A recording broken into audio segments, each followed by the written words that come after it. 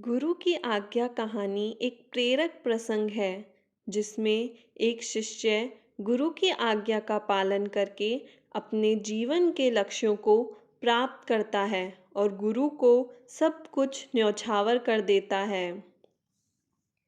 बहुत पुरानी बात है। एक आश्रम हुआ करता था जिसमें एक गुरु अपने शिष्यों के साथ रहा करते थे। उनका एक लड़का भी था जो अन्य शिष्यों के साथ शिक्षा ग्रहण कर रहा था। वह गुरु सबको एक समान मानकर ही शिक्षा देते थे और गलती होने पर सबको कठिन से कठिन दंड देते थे। उन गुरु का एक परम शिष्य था जिसका नाम रामानंद था और उनके लड़के का नाम परमानंद था। परमानंद को यह घमंड था कि बड़े होकर उसको ही गुरु बनना है और आश्रम का संचालन करना है, पर गुरु ऐसा नहीं मानते थे।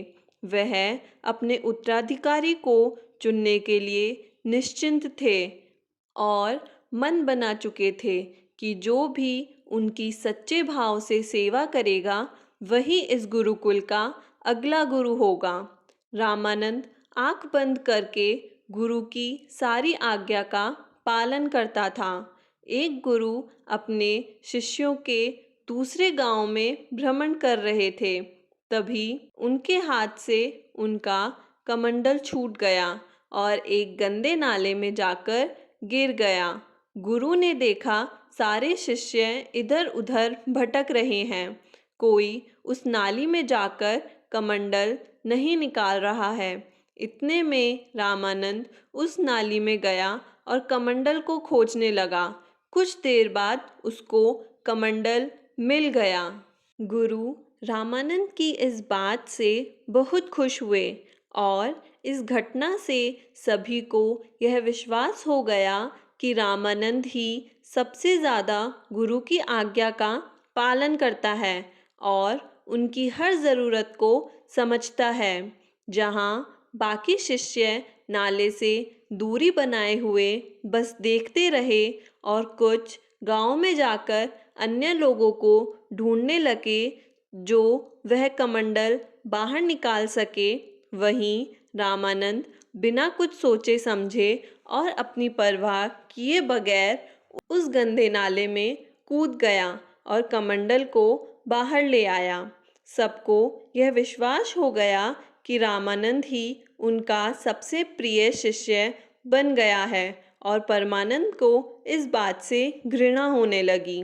एक दिन उसने अपने पिता से कहा, आप बेवजह ही रामानंद को अपना प्रिय समझते हो, जबकि वह मेरे सामने कुछ भी नहीं है और मैं तो आपका लड़का हूँ। गुरु ने मुस्कुराते हुए कहा, मैं इस प्रश्न का उत्तर तुम्हें समय आने पर दूंगा, और वहाँ से चले गए। देखते ही देखते ठंड का मौसम आ गया और चारों तरफ बहुत कड़ाके की ठंड पड़ गई। गुरु ने अपने लड़के को रात में बुलाया और कहा, यह लो मेरे वस्त्र और नदी के किनारे धोकर ले आओ, मुझे कल सुबह इनकी ज़रूरत है। परमानंद ने अपने पिता से कहा, मैं कल प्रातःकाल इन वस्त्रों को धो आऊँगा। आज बहुत ठंड है और रात में ऐसा करना उचित नहीं होगा। गुरु ने परमानंद को लेकर रामानंद के पास गए और उसको जगाकर कहा, मुझे कल सुबह यह वस्त्र पहनने हैं और यह बहुत गंदे हैं, इसलिए तुम अभी जाओ और नदी के किनारे धो लाओ। रामानंद बिना प्रश्न किए उसी वक्त उठा और वस्त्र धोने के लिए निकल जाता है। कड़कड़ाती ठंड में वह सारे वस्त्रों को धोकर सूखने के लिए डाल देता है। इस घटना से परमानंद को अपने प्रश्न का जवाब मिल जाता है। सुबह गुरु इस घटना का जिक्र करते हुए सभी शिष्यों को बताते हैं कि रामानंद सबसे अलग है। रामानंद को खड़ा करते हैं और पूछते हैं, आखिर गुरु आज्ञा मानना क्यों ज़रूरी है। रामानंद बड़े सरल शब्दों में कहता है, जब हम किसी को अपना गुरु मान चुके हैं तो हमें सब कुछ उन पर निछावर कर देना चाहिए। उनकी आज्ञा मानने के लिए हमें तनक भी नहीं सोचना चाहिए, तभी तो हमारा भला हो सकता है। संसार में ऐसा कोई गुरु नहीं है जो अपने शिष्य को गलत मार्ग दिखाए। जब हम बिना सोचे समझे जो गुरु कहता है करते हैं, तभी वह गुरु आज्ञा कहलाती है। अगर हम उसमें सोचेंगे, समझेंगे और फिर उसको करेंगे, तो वह गुरु आज्ञा नहीं, हमारा स्वयं का मन हो गया। इसलिए गुरु आज्ञा वह है जो हम बिना सोचे समझे गुरु के कहने पर ही कर देते हैं। रामानंद की इस बात को सुनकर सभी शिष्यों को अपनी गलती का एहसास हो जाता है और वह भी रामानंद की तरह गुरु पर सब कुछ निछावर कर देते हैं और ज्ञान अर्जित करने लगते हैं।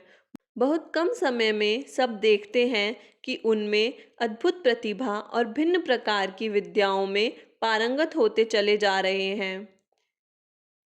शिक्षा। जब किसी को गुरु मान लिया जाए तो उसकी हर आज्ञा का पालन बिना सोचे समझे किया जाना चाहिए, तभी वह गुरु आज्ञा कहलाती है।